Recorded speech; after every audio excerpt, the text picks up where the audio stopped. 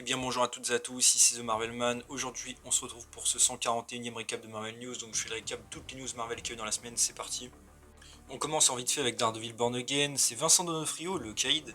On lui a posé la question de est-ce qu'il serait chaud de faire une adaptation de Devil's Reign, le comics où Fisk en gros est maire et tout ça, enfin et pas que, qui est un gros event de Marvel. Il a dit qu'il ne pouvait pas répondre parce qu'une saison arrive bientôt de Daredevil, mais que ce serait intéressant. Évidemment, s'il le dit pas, je pense que c'est parce que, enfin, on sait que ça va plus ou moins adapter ça, en tout cas l'arc. Ça commencera dans Born Again.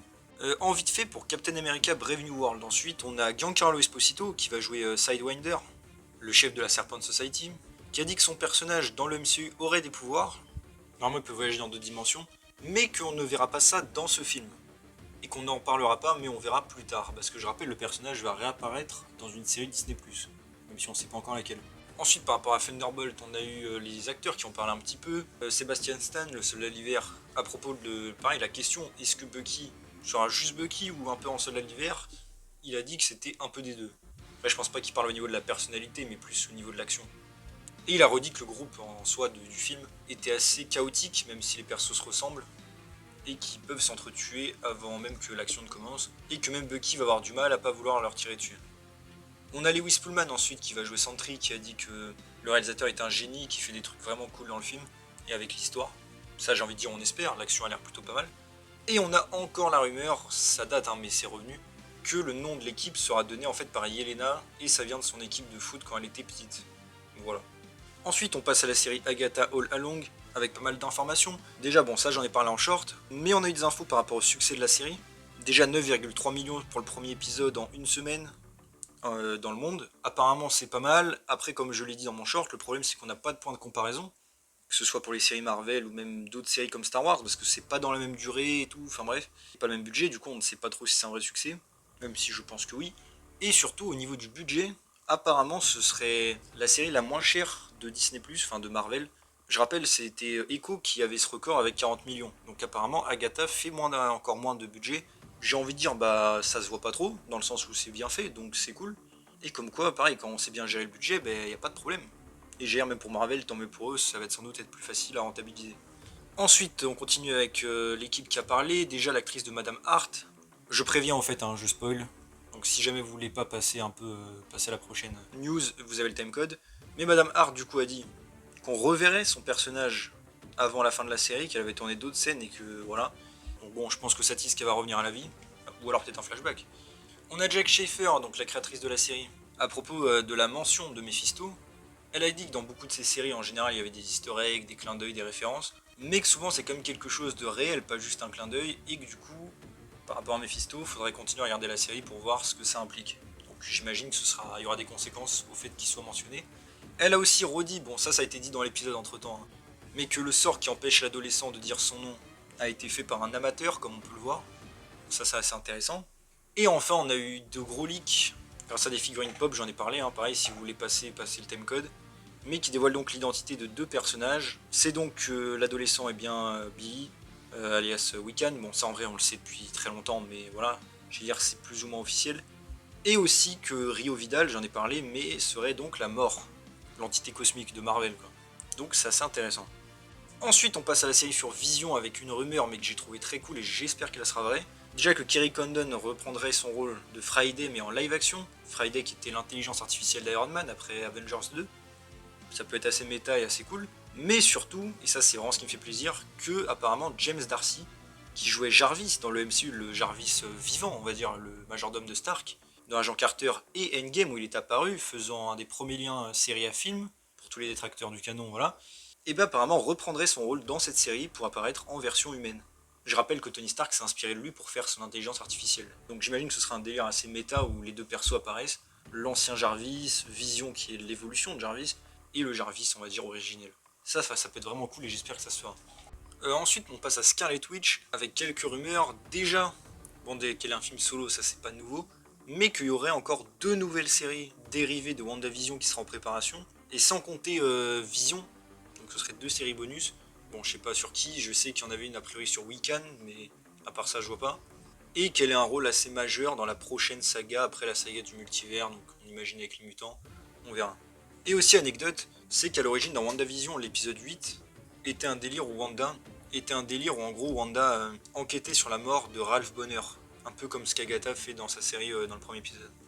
Ensuite on passe à Avengers Doomsday et Secret Wars, avec pareil, toujours des rumeurs. Déjà que Scarlet Witch a un rôle majeur dans les films, ça me paraît très logique, mais voilà. Qu'il y a un plan aussi pour qu'elle rencontre Spider-Man, et qu'en gros ils aient un petit duo. Alors bon, techniquement, ils se sont déjà croisés dans la MCU, mais je parle d'une vraie scène. Et encore une rumeur que Professeur X, joué par Patrick Stewart, revienne, mais bon, pareil, ça, c'est pas très nouveau et c'est assez logique. Ensuite, en vite fait pour le Spider-Man 4 de Tom Holland, on a eu la rumeur encore que ça tournerait au Royaume-Uni en fin mois de mai 2025. Pareil, je trouve ça un peu étonnant, puisqu'à la base, les rumeurs disaient plus que ce serait début 2025. Et puisque la date de sortie est presque un an après, pareil, je m'inquiète un petit peu encore une fois pour les effets, tout ça, mais bon, on verra. Et aussi, et ça a l'air assez cool, qu'il chercherait une nouvelle héroïne féminine et un nouveau personnage masculin aussi qui ferait un peu contraste avec lui. Donc ça, j'imagine que ce sera plutôt un ennemi. Mais pour l'héroïne féminine, forcément, j'ai pensé à Black Cat. Ce serait le choix, je pense, le plus intéressant et logique. Donc j'espère vraiment qu'ils la feront dans ce Spider-Man 4. En vite fait par rapport à Miles Morales, je voulais en parler, parce que j'ai trouvé ça marrant, c'est l'acteur Renzi Felix qui a dit qu'il aimerait bien jouer le personnage. Il est actuellement dans la série Pingouin pour DC, où il joue dedans, et il est assez cool d'ailleurs, la série est très cool. Et donc il aimerait bien jouer Miles, et franchement je trouve qu'il a un peu le look, après peut-être un peu trop vieux pour le rôle, peut-être une version plus âgée pourrait être mieux. Et ce qui est assez drôle, c'est qu'en plus il a déjà joué dans le MCU, il s'agit de Alex Wilder, des Runaways. Donc je trouvais ça assez marrant, mais bon, c'est un bon acteur, donc pourquoi pas. Ensuite, on passe à la série Spider-Man Noir avec Nicolas Cage, en vite fait.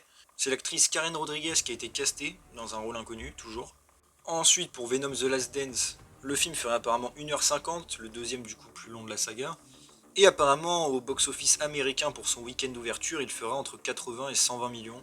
Donc c'est plutôt pas mal, je savais pas qu'il y avait du succès pour ces films. Enfin, je veux dire, je sais que les premiers ont eu du succès, surtout le premier, mais je pensais que les gens étaient refroidis, mais non.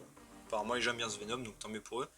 Et aussi pour le film Craven, hein, un peu lié à tout ça, on a Sony qui a décrit le film comme étant le film le plus violent de Marvel ever, de tous les temps. Pareil, bon, je sais que le film est rated, mais j'ai un gros doute, après on verra.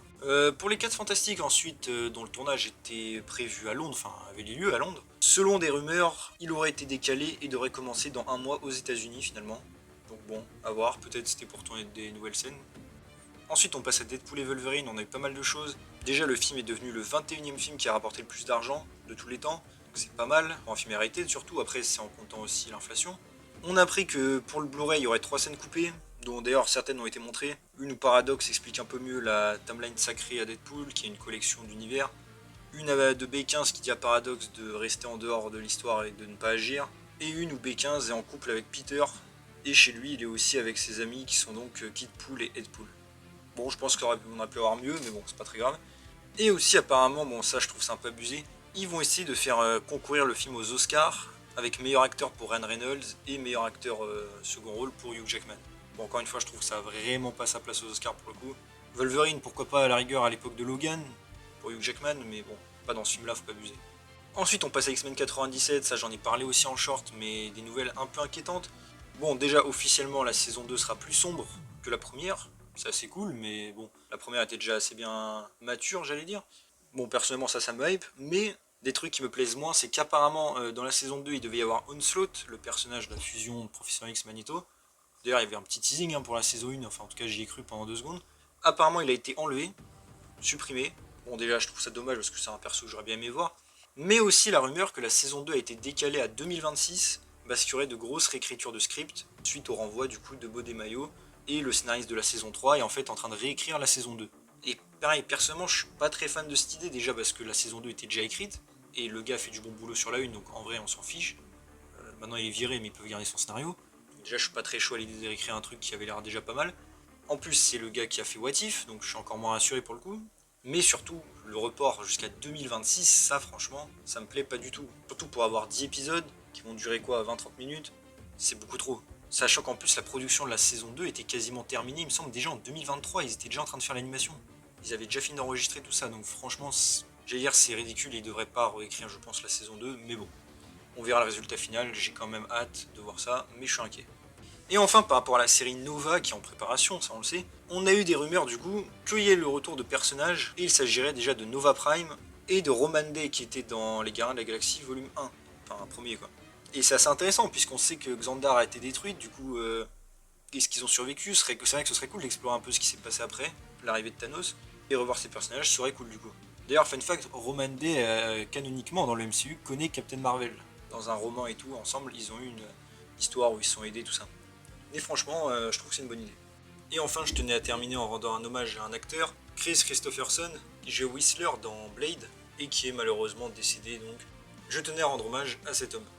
Et voilà, c'est déjà tout pour ce 141e récap de Marvel News. J'espère que ça vous a plu. Si c'est le cas, n'hésitez pas à vous abonner, liker, commenter, partager, activer la cloche. À me suivre sur mes réseaux sociaux et mon Scar, vous allez en description. Et on se retrouve bientôt pour une nouvelle vidéo. Salut tout le monde.